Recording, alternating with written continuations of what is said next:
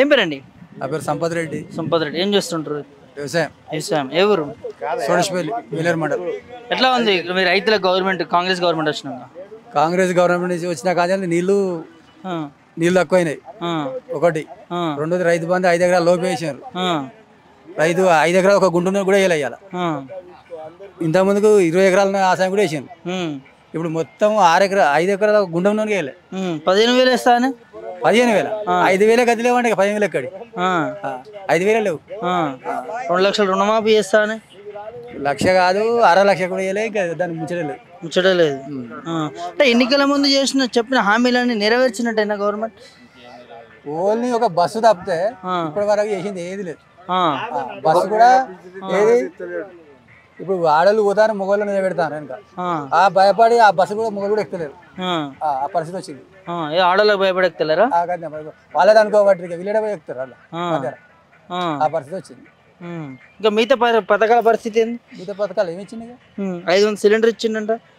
Free current ఇచ్చిండంట 200 యూనిట్లు. ఒక current మాత్రం కొందరికి వచ్చినాయి. అందరికి అలాగే కొందరికి వచ్చినాయి. ఒక కరెంటు ఒకటి వచ్చింది. సిలిండర్ మాత్రం నీకు అకౌంట్లో పడతానంటే ఎవరికి వాళ్ళేది వరకు. ఎవరికో ఒక 100 2 3 పడతాను.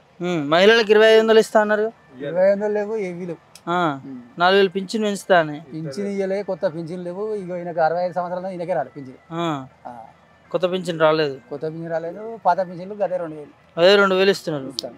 1,00,000 తుల బంగారం 1,00,000 రూపాయలు ఇస్తాను. ఇప్పటి వరకు ఈయన వచ్చిన కానీ ఒక్కరికి కూడా పథకం కింద ఈయనే కళ్యాణ లక్ష్మి ఇవ్వాలి ఈ వరకు ఈ గవర్నమెంట్ లో. పాత వాళ్ళు వచ్చినాయి తప్పితే కొత్త దాంట్లో ఏ ఒక్కరికి కూడా ఇవ్వలేదు. అంటే 100 రోజుల్లో 5 గ్యారెంటీలు అమలు చేయలేనంటారా, చేసిరంటారా? ఏం చెప్తారు మీరు? చేయలేదు. ఎక్కడ చేసాడు? కేవలం పేపర్లు వేసుకోవడానికి, ప్రచారం చేసుకోవడానికి తప్పితే దీనికి ఏది పని చేసింది. ప్రభుత్వం గొప్పగా చెప్తుంది మరి 5 పథకాలు 6 పథకాలు అమలు చెప్పుకుంటారు కదా. ఎవరి డబ్బు వాళ్ళు కొట్టుకోకుండా మంది కొడతారా? ఎవరి డబ్బు వాళ్ళు కొట్టుకుంటారు. డబ్బు కొట్టుకుంటుందంట ప్రభుత్వం. లేకుండా ఏమన్నది? ఇప్పుడు ఒక బస్ ఎక్కితే చూద్దాం తెలుస్తుంది సంగతి. బస్ ఎక్కితేనే తెలుస్తుంది అంట. ఎట్లుంటుంది ఈసారి ఇక్కడ వరంగల్? ఈసారి బీఆర్ఎస్ఏ గెలుస్తుంది. బీఆర్ఎస్ఏ గెలుస్తుందా? ఎందుకు? ఎందుకంటే కడియం కావ్య అనేది మోసం చేసి మా శ్రేణి కనుపూర్ ప్రజలను మోసం చేసి పోయింది కాబట్టి ఇక్కడున్న కాంగ్రెస్ కార్యకర్తలు వేయడు. అట్లున్నారు. ఎందుకంటే వాళ్ళు మొదలు వచ్చిన వాళ్ళు వెనక నెడతారు కదా. మళ్ళా అధికారంలో ఉన్న వాళ్ళు ఏం చేస్తారంటే అధికారం చేయాలి అలా పోతారు. పోయినాక వాళ్ళు వీళ్ళు ఎవరైతే పాత తిప్పబడ్డలకు ఏ అవకాశం రాదు. పాతలకు 10 ఏళ్ళకి జెండా మోసడానికి అవకాశం రాదు. కాదు, ఇలా కడియం శ్రీహరికి కేసీఆర్ ఏం తక్కువ చేసిండు? ఇక్కడ ఎమ్మెల్యే రాజయ్య కాకుండా ఈయనకు టికెట్ ఇచ్చిండు, బిడ్డకి ఎంపీ టికెట్ ఇచ్చిండు. ఎందుకు పోవాల్సి వచ్చింది కడియం శ్రీహరి? అది ఆయన గ్యారానికి వదిలిపెట్టాలి.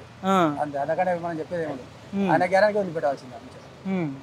ఎవరు? కడియం శ్రీహరి గ్యారానికి వదిలిపెట్టాలి. అంతే అంటూ. అంతే. అన్ని పొందే లబ్ధులు మొత్తం పొందినాడు ఆయన. పొందినాక ఇప్పుడు పోయింది. బాధపడ్డాడు ఆయన. ఒడిచుడు అలా పడ్డాడు. ఎవరు ఒడిచిండు? రాజశేఖర రెడ్డి ఒడిచుడు, కేసీఆర్ ఒడిచుడు. కడేసి అలా వచ్చిండు.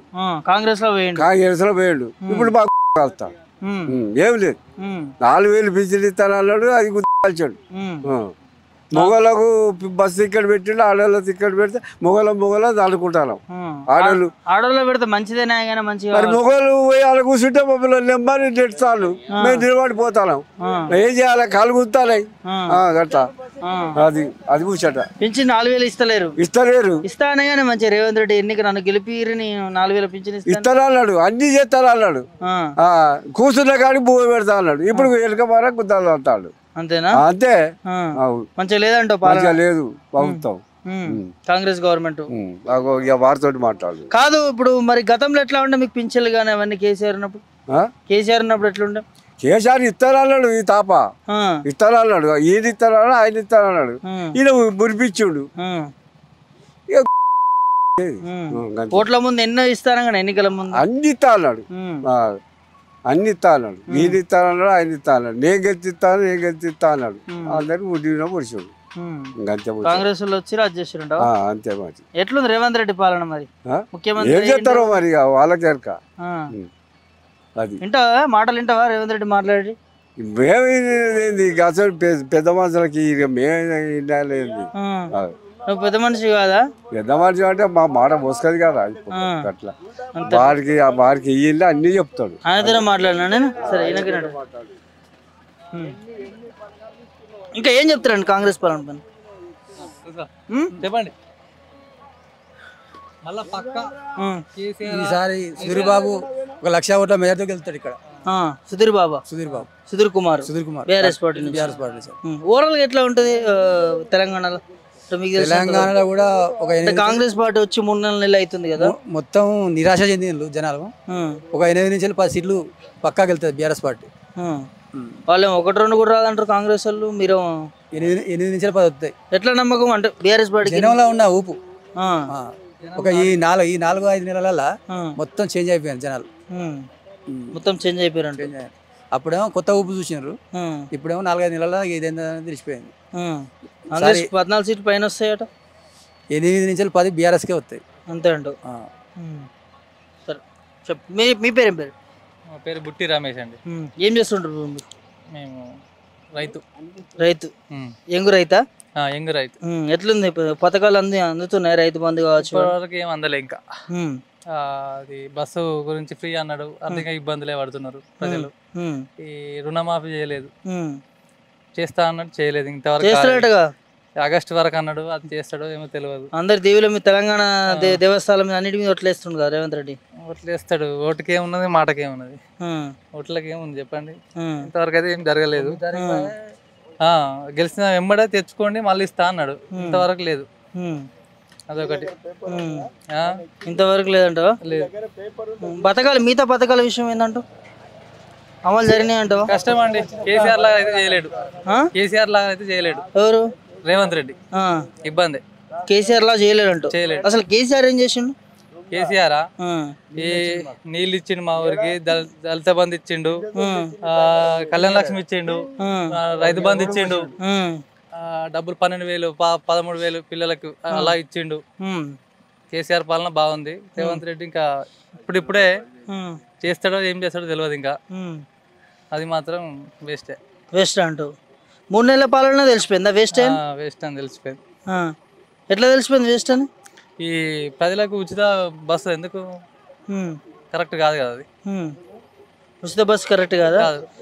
ఆదాయం పెంచుతున్నాం, వాళ్ళ కోటీశ్వర్లు అవుతారు మహిళలు అంటున్నారు. ఎవరన్నారు? రేవంత్ రెడ్డి. కష్టం అండి. అది బస్సు రిపేర్ అవుతుంది, ఎక్కడి నుంచి తెచ్చి పెడతారండి? మన పైన కదా మోపేది. మళ్ళీ టికెట్లు అయినా ఏదైనా ఏ విధంగా మన మీదనే కదా, ఇప్పుడు పురుషుల మీదనే కదా పెంచేది. మళ్ళీ కూడా మనకే ఇబ్బంది కదా. అట్లా ఇప్పుడు ఒడ్లు కూడా వచ్చే టైం అయింది, బోనస్ ఇవ్వలే కదా. బోనస్ 500 బోనస్ ఇవ్వలేదా? ఇవ్వలేదు ఇంకా. ఇస్తా అని చెప్పి ఇవ్వలేదు కదా, ఇంకా పడలేదు, ఎవరికి పడలేదు. అంటే ఇవన్నీ చూస్తే కాంగ్రెస్ ప్రభుత్వం చెప్పింది ఒకటి చేసింది ఒకటిలాగా మరొకటి అనిపిస్తుంది. అంటే ఎన్నికల ముందు ఎన్నో హామీలు ఇచ్చారు కదా, 6 గ్యారెంటీల పేరు మీద మోసపోయినాం అంతే. ఇండ్లు లేవు, కేసీఆర్ కూడా ఇండ్లు ఇవ్వలేకపోయిండు, ఈయన కూడా ఇవ్వలే ఇంకా ఇంతవరకు. రేషన్ కార్డు లేవు, కొత్త రేషన్ కార్డు లేవు, ఇండ్లు లేవు, అన్ని బూటకాలు మూఢనమ్మకాలు. ప్రజలను ఇబ్బంది పెడుతున్నారు రాజకీయ నాయకులు. ప్రజలు ఇబ్బంది పడతా ఉన్నారు. కేసీఆర్ ఉన్నప్పుడు బాగుండే ఇంతో.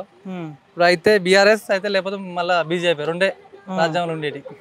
కాంగ్రెస్ ఇబ్బంది పాలవుతుంది. కాంగ్రెస్ పని అయిపోయిందా? కష్టం. మా దగ్గర అయితే కడియం నవ్య గెలవదండి. బీఆర్ఎస్ మోసం చేసారు, తిన్నిస్తారులా వేరే చేసిపోయారు వాళ్ళు. అది మాత్రం గ్యారంటీ. కేసీఆర్కి ఏజెంట్గా ఉండి మేము కొట్టి పెద్ద ఎత్తున ఎన్నుకున్నాం ఆయనను. మోసం చేసి ఒక పార్టీ వీడితానని కూడా ప్రజలకు చెప్పలేదు మా దగ్గర. ఆ పార్టీ పెద్ద నాయకులకు, ముఖ్య నాయకులకు కూడా ఇట్లా రాజీనామా చేసి వేరే పార్టీలకు వెళ్తానని కూడా ఇంత లేదు, ఒక ఫోన్ కాల్ కూడా లేదు మా ఊరికి. మా ఊరు అంటే ఆయనకు మైండ్లోనే లేదు ఆయనకు. అట్లా అంటే వరంగల్ ఎంపీ టికెట్ల విషయానికి వస్తే 2 పార్టీలు, అటు కాంగ్రెస్ కావచ్చు ఇటు బీజేపీ కావచ్చు, 2 బీఆర్ఎస్ నుంచి వచ్చిన వాళ్ళకి ఇవ్వడం జరిగింది. దీనిపైన ఏం చెప్తారు ఇప్పుడు మీరు? బీఆర్ఎస్ లో సుధీర్ కుమార్ కు అది ముఖ్య నాయకుడు యంగ్ డాక్టర్ సుధీర్ కుమార్. వెనకటి సంధి ఆయన తెలంగాణలో ముఖ్య పోరాటంలో ఉన్నాడు అన్నిట్లో. ఆయన గెలుస్తాడు దాదాపుగా. ఈ కేసీఆర్ అంటే మోసకారి, ఆయన గెలవలేడు. ఆరూరు రమేష్ చెప్పొచ్చు, అదే ఇది రెండయ్య అంతే అంటూ. అయితే ఆరూరు రమేష్ అయితే బీఆర్ఎస్ రెండే ఉన్నాయంట. రెండింటికి హక్కు ఉంది, దేశం నీళ్ళు హక్కు. రెండింటిగా ఉంది. క్యాండిడేట్ లేక లెక్కలు గుంజుకొని పెట్టుకున్నారు. రైట్, నేను అదే అడిగిన ఆయన క్వశ్చన్ ని. బీఆర్ఎస్ నుంచి అంటే అటు బీజేపీ నుంచి కావచ్చు ఇటు కాంగ్రెస్ నుంచి క్యాండిడేట్ లేకనే మా బీఆర్ఎస్ గుంజుకొని పెట్టుకున్న వాళ్ళు తప్పితే వాళ్ళకి సొంతం అనేది లేదు ఇక్కడ. ఒకవేళ వీళ్ళు రాజీనామా చేసి ఆ పార్టీలో పోకపోతుంటే టికెట్ అభ్యర్థులు లేరంట వీడ అభ్యర్థి నాకు వీళ్ళకి ఏం తీసుకుంటారు.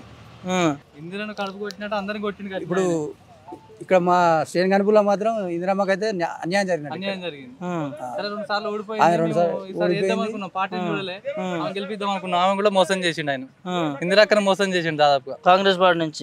ఇందిరాక్కని మోసం చేసిండు. మేము బీఆర్ఎస్ ప్రజలమైనా మంచిగా కోరుకుంటాం. మేము ఎవరైనా పార్టీ అనేది ఒక ఎలక్షన్ల వరకే, మిగతాదంతా ప్రజలం అందరం కలిసే ఉంటాం. గొడవలు అనేది మాకు లేదు ఇక్కడ.